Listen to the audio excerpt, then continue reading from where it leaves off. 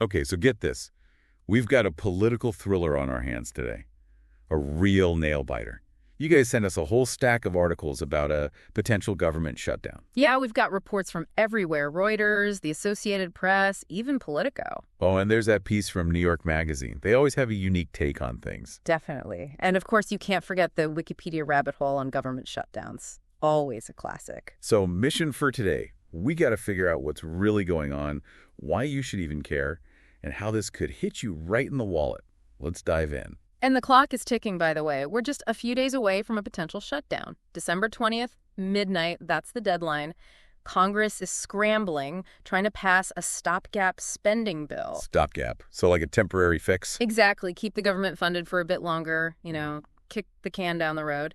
But there's a big problem, President-elect Trump. Oh, here we go. What's he up to now? He's throwing a wrench in the works, not just rejecting the bill, but publicly urging Republicans to vote against it, even hinting at primary challenges for those who don't toe the line. Wow, so a president-elect throwing a tantrum before he's even sworn in, that's got to be new, right? It's certainly interesting, raises questions about how much influence a president-elect actually has before they officially take office, in this case. Seems like a lot. All right, so who are the main players in this game? We've got Trump, obviously. But I keep seeing House Speaker Mike Johnson's name pop up, too. And, of course, Elon Musk is never far from the action. All right. Let's start with Speaker Johnson. He's in a tough spot.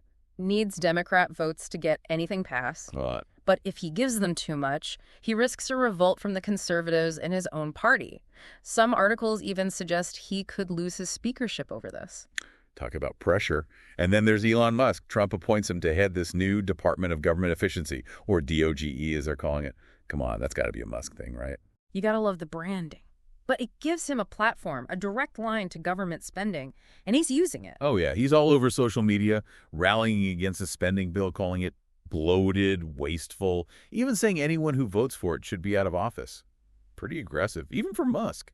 Definitely puts pressure on those Republicans in Congress. A lot of them agree with Musk's goal of cutting spending, but they know they can't get those radical cuts through a Democrat-controlled Senate, and soon a Democrat in the White House. So let's talk about the bill itself. What's in this stopgap spending bill that has everyone so riled up? Well, on the surface, it's just extending current funding levels, but it also includes, some big-ticket items, $100.4 billion for disaster relief. Hurricanes, right? Helene and Milton. Exactly. And then another $10 billion in aid for farmers. But there's more. Right. Something about a controversial provision. Yes. The congressional pay raise. It's kind of tucked away in the bill, giving ammunition to those calling this a spending spree. Smart move, politically. Yeah. Focus on the pay raise, even if it's small, and paint the whole bill as out of control. Exactly. Shows you how every detail in these bills becomes a weapon. Speaking of weapons, didn't Trump also demand the debt ceiling be addressed?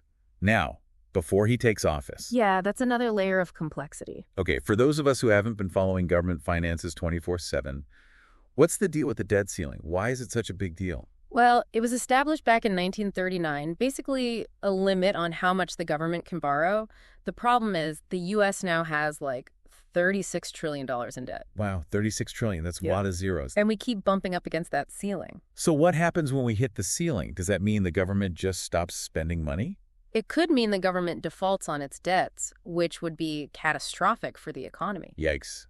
That sounds like a really bad idea. It is, and that's why it's become this huge political football. Republicans want spending cuts in exchange for raising the ceiling. Democrats say, hey, don't hold the economy hostage. And Trump's using it as leverage, even though he doesn't officially have any power yet. Which brings us back to Musk. He's become a megaphone for Trump's demands, using his platform, his social media savvy, to rally the base and put pressure on lawmakers. Classic playbook. And it seems to be working, at least in terms of shaking things up. So where does this leave Speaker Johnson? Pressure from the president-elect, a billionaire with a Twitter army, and a divided Congress. What are his options? That's the million-dollar question, isn't it? Can he find a solution that satisfies everyone? Or will this standoff push us into another shutdown? We'll dive into that when we come back. Okay, let's take a step back for a sec and imagine, what would a government shutdown actually look like? For you, for me, for everyday people. This isn't just some political game in D.C. It has real consequences. Yeah, we're talking about essential services here. Air travel, national parks, even things like getting your tax refund. How does a shutdown actually mess with all that? Well, a lot of government agencies lose funding, and that leads to, well, a lot of headaches. Longer lines at airports, maybe, because TSA agents are furloughed. Fewer park rangers to bug with questions at your favorite national park. Oh, and what about passports? I saw something about that. Yeah, you could see delays getting your passport renewed. Processing centers could be short-staffed. Lots of inconvenience, basically. Okay, so it's basically a huge pain for everyone, but it's more than just inconvenience, right? Yeah. There's a real economic cost to all this. Oh, absolutely. Think about it. Government contracts are put on hold. Businesses that rely on government services, they get hit. And what happens to consumer confidence? It tanks, right. Exactly. All of that can slow down the economy. And nobody wants that, especially with the holidays coming up. It's like a domino effect, right? Yeah. Starts in Washington, but ripples out across the whole country. And this isn't just hypothetical. We've seen it happen before. You sent over that Wikipedia entry about past shutdowns. Not pretty. Not at all. Remember the shutdown back in 95, 96? Vaguely. Wasn't that a long one? The longest, before 2018 at least. And you know what? It was all because of budget battles. President Clinton and the Republicans in Congress. Sound familiar? History repeating itself. Hopefully this one won't drag on for 21 days. Fingers crossed. And then there was 2013. Remember that one? The Affordable Care Act showdown. That's the one. 16 days the government was shut down. Real impact on the economy, that one. And of course, there's the big one, 2018-19. The longest shutdown in U.S. history. Oh, yeah. That was a mess. Immigration policy, border wall funding, the whole 9 yards. 35 days of just, cost the economy billions. Talk about a lose-lose situation. It really is. All these examples just show how disruptive shutdowns are, how costly they are. They create so much uncertainty, mess with people's lives, and who pays for it all? Taxpayers, right? Bingo.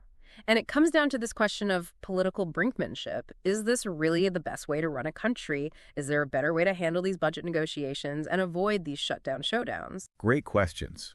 But in the meantime, we're stuck with this mess. And Speaker Johnson, he's got all the pressure on him. He's got to make the Democrats happy, but not tick off the conservatives in his own party. And then there's Trump and Musk looming in the background. He's walking a tightrope, that's for sure. One wrong step, he could lose the support of his party. He could even lose his speakership. But if he caves to Trump and Musk, well, a shutdown could be devastating for everyone. The country, his party, everyone. It's a classic political trap. Damned if you do, damned if you don't. So what are his options, really? What can he offer the Democrats without making his own party hate him? And what about Musk? He seems to be loving this whole chaos thing. Right. That's what makes this whole thing so fascinating. Clashes of ideology, power struggles, a president-elect who's already flexing his muscles, and then there's the wild card, Elon Musk, using his platform to, rewrite the rules of politics. It's like watching a political thriller in real time. What's going to happen next? Will Speaker Johnson pull a rabbit out of his hat and avoid a shutdown? Or will this whole thing just explode? We'll get into all that when we come back. Okay, so we've met the players. We've seen what could happen if this all goes south. But the big question is, what does this mean for, regular people? It boils down to power, right? A power struggle in Washington.